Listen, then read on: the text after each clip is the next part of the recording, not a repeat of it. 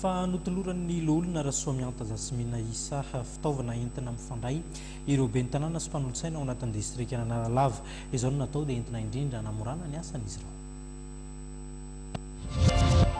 Midina ifotony mijery ny zava-misy tao amin'ny commune ambanivohitra Marovatoleny distrikta Analalava ny loolona Rasoamianta Jasmina Issa tsy nandeha tanapolo ny tena fa nitondra fanomezana ho an'ny commune.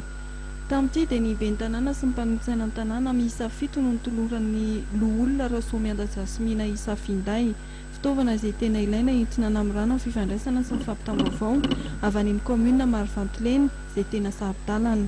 Ny antony nanomezako izy zareo mba hanampy zahay amin'ny fiarah-miasa satria rehefa misy zavatra mahazo any amin'ny commune dia ino mba mampihaingana ny zavatra ifandraisanay amin'ilay commune.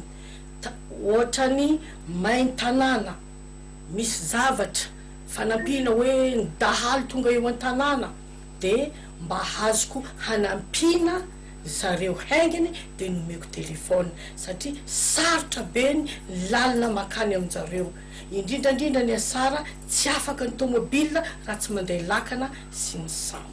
Mialohan'ny fandalovan'ny loolona Rasoamianta Jasmina Issa teto Marovatolena dia efa nandalo tao amin'ny commune Analalava sy ny commune ambanivohitra Antononbe ny tenany. Nandritra ireo fitsidiana rehetra ireo dia nihaona mivantana ary nihaino fitarainam-ponina tany an-toerana ny tenany.